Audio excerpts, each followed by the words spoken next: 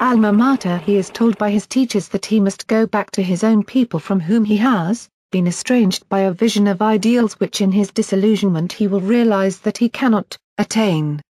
He goes forth to play his part in life, but he must be both social and be social at the same time.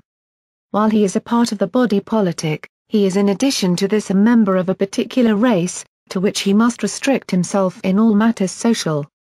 While serving his country he must serve within a special group. While being a good American, he must above all things be a good Negro. And to perform this definite function he must learn to stay in a Negro's place. 7. Visit neoageuniversity.com. For the arduous task of serving a race thus handicapped, however, the Negro graduate has had little or no training at all. The people whom he has been ordered to serve have been belittled by his teachers to the extent that he can hardly find delight in undertaking what his education has led him to think is impossible. Considering his race as blank in achievement, then, he sets out to stimulate their imitation of others. The performance is kept up a while. But, like any other effort at meaningless imitation, it results in failure. Facing this undesirable result, the highly educated Negro often grows sour. He becomes too pessimistic to be a constructive force and usually develops into a chronic fault-finder or a complainant at the bar of public opinion. Often when he sees that the fault lies at the door of the white oppressor whom he is afraid to attack, he turns upon the pioneering Negro who is at work, doing the best he can to extricate himself from an uncomfortable predicament. In this effort to imitate, however, these educated people are sincere. They hope to make the Negro conform quickly to the standard of the whites and thus remove the pretext for the barriers between the races. They do not realize, however, that even if the Negroes do successfully imitate the whites, nothing new has thereby been accomplished. You simply have a larger number of persons doing what others have been doing. The unusual gifts of the race have not thereby been developed, and an unwilling world, therefore, continues to wonder what the Negro is good for. These educated people, however, decry any such thing as race consciousness. And in some respects they are right. They do not like to hear such expressions as Negro literature, Negro poetry, African art, or thinking black. And, roughly speaking, we must concede that such things do not exist. These things did not figure in the courses which they pursued in school, and why should they? Aren't we all Americans? Then, whatever is American is as much the heritage of the Negro as of any other group in this country. The highly educated contend, moreover, that when the Negro emphasizes these things he invites racial discrimination by recognizing such differentness of the races. The thought that the Negro is one thing and the white man another is the stock-in-trade argument of the Caucasian to justify segregation. Why, then, should the Negro blame the white man for doing what he himself does? These highly educated Negroes, however, fail to see that it is not the Negro who takes this position. The white man forces him to it, and to extricate himself from the Negro leader, he must so deal with the situation as to develop in the segregated group the power with which they can elevate themselves. The differentness of races, moreover, is no evidence of superiority or of inferiority. This merely indicates that each race has certain gifts which the others do not possess. It is by the development of these gifts that every race must justify its right to exist. 8. Visit neoageuniversity.com.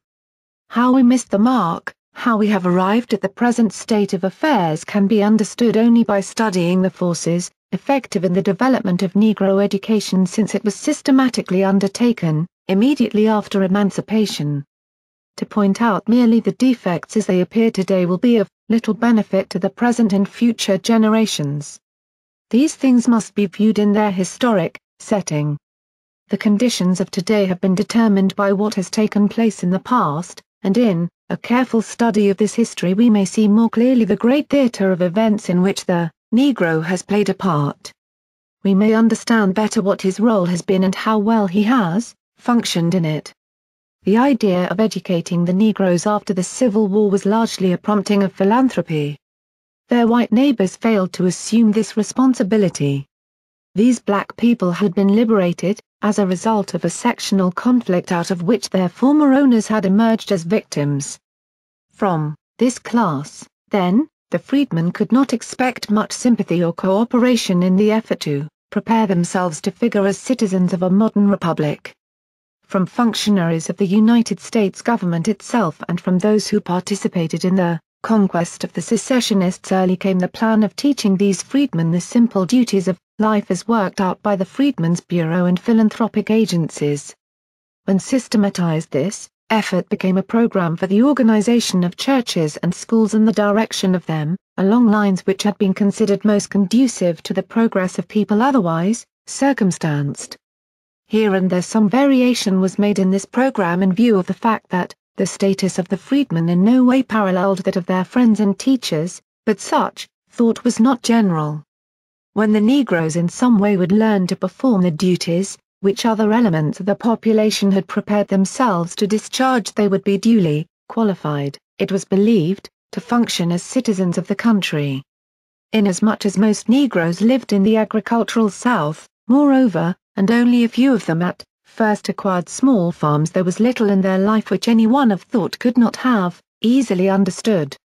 The poverty which afflicted them for a generation after emancipation held them down to the lowest order of society, nominally free but economically enslaved.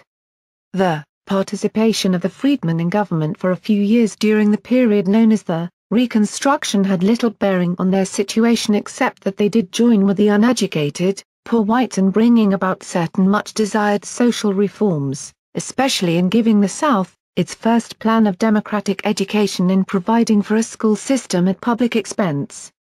9. Visit neoageuniversity.com. Neither this inadequately supported school system nor the struggling higher institutions of a classical order established about the same time, however, connected the Negroes very closely with life as it was. These institutions were concerned rather with life as they hoped to make it. When the Negro found himself deprived of influence in politics, therefore, and at the same time, unprepared to participate in the higher functions in the industrial development which this country began to undergo, it soon became evident to him that he was losing ground in the basic things of life. He was spending his time studying about the things which had been or might be, but he was learning little to help him to do better the tasks at hand. Since the Negroes believed that the causes of this untoward condition lay without the race, migration was attempted, and emigration to Africa was again urged. At this psychological moment came the wave of industrial education, which swept the country by storm. The educational authorities in the cities and states throughout the Black Belt began to change the course of study to make the training of the Negro conform to this policy. The missionary teachers from the North, in defense of their idea of more liberal training, however, fearlessly attacked this new educational policy. And the Negroes participating in the same dispute arrayed themselves respectively on one side or the other. For a